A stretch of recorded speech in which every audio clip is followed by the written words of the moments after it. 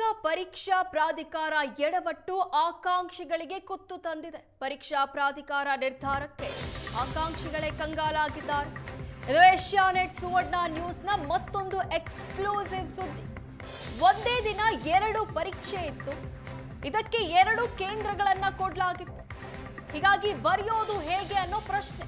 ಬೆಳಗ್ಗೆ 10:30ರಿಂದ 12:30ಕ್ಕೆ ಒಂದು ಕೇಂದ್ರದಲ್ಲಿ ಎಕ್ಸಾಮ್ ಇದ್ರೆ ಮಧ್ಯಾಹ್ನ 2:30ರಿಂದ 4 ಗಂಟೆವರೆಗೆ ಬೇರೆ ಕೇಂದ್ರದಲ್ಲಿ ಪರೀಕ್ಷೆಯನ್ನ ನಿಗದಿ ಮಾಡಲಾಗಿತ್ತು.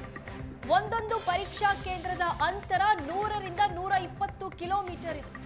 2 ಪರೀಕ್ಷೆಗಳ ಮಧ್ಯೆ ಸಿಗೋದು ಕೇವಲ 2 ಗಂಟೆ. ಹೀಗಾಗಿ 2 ಗಂಟೆಯಲ್ಲಿ ಪರೀಕ್ಷೆ ಬರೆಯೋದು ಹೇಗೆ ಅಂತ ಆಕಾಂಕ್ಷಿಗಳು ಕಂಗಾಲಾಗಿತ್ತು. ಒಂದೇ ದಿನ 2 ಪರೀಕ್ಷೆ ಇತ್ತು. ಒಂದು ಎಕ್ಸಾಮ್ ಒಂದು ಕೇಂದ್ರದಲ್ಲಿದ್ರೆ ಮತ್ತೊಂದು ಎಕ್ಸಾಮ್ ಬೇರೆ ಕೇಂದ್ರದಲ್ಲಿತ್ತು. ಆ ಎಕ್ಸಾಮ್ ಸೆಂಟರ್ಗೆ ಹೋಗೋದಕ್ಕೆ 100ರಿಂದ 200 ಕಿಲೋಮೀಟರ್ ಅಂತರ ಇರುತ್ತೆ. ಟೈಮ್ ಡ್ಯೂರೇಷನ್ ಸಿಗೋದು 2 ಗಂಟೆ ಮಾತ್ರ. ಹೀಗಿರ್ಬೇಕಾದ್ರೆ ಯಾವ ಎಕ್ಸಾಮ್ ಅನ್ನ ಯಾವ ರೀತಿ ಬರೆಯೋದು ಅನ್ನೋ ಟೆನ್ಷನ್ ಅಲ್ಲಿ ಸ್ಟೂಡೆಂಟ್ಸ್ ಹೈದರಾಬಾದ್ ಪೋಸ್ಟ್ ಸಪರೇಟ್ ಕರೆದಿರೋದು 593.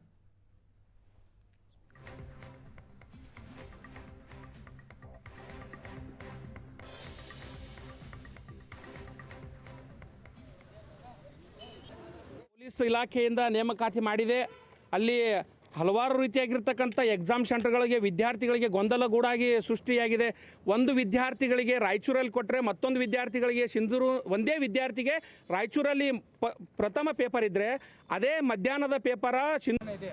ಹೈದರಾಬಾದ್ ಕರ್ನಾಟಕ 371 ಜೇರ್ನಲ್ಲಿ ಮೀಸಲಾತಿಯನ್ನು ಕೊಟ್ಟಿದ್ದಾರೆ. ಆ ಮೀಸಲಾತಿ ಪ್ರಕಾರ ಪ್ರತ್ಯೇಕ ಹೈದರಾಬಾದ್ ಕರ್ನಾಟಕ ಪ್ರಕಾರ HK ಭಾಗದ ವಿದ್ಯಾರ್ಥಿಗಳು ಒಂದು ಪರೀಕ್ಷೆಯನ್ನು ತಪ್ಪಿಸಿಕೊಳ್ಳುವಂಥ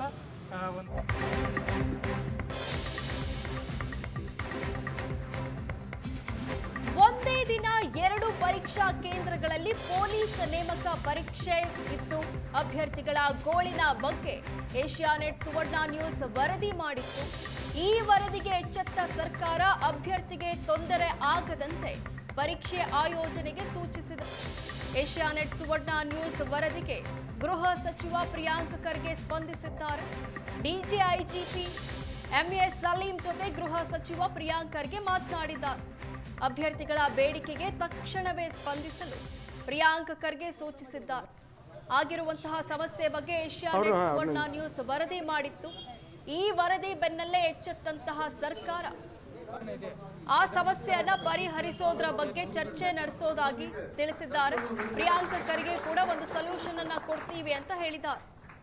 ಡಿಜಿಐಜಿಪಿ ಎಂಎ ಸಲೀಂ ಜೊತೆ ಗೃಹ ಸಚಿವ ಪ್ರಿಯಾಂಕ್ ಖರ್ಗೆ ಮಾತನಾಡಿ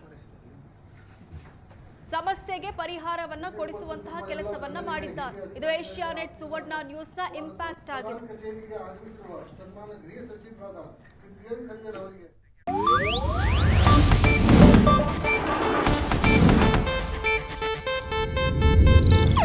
ಇದು ಏಷ್ಯಾನೆಟ್ ನ್ಯೂಸ್ ನೆಟ್ವರ್ಕ್ ಪ್ರಸ್ತುತಿ.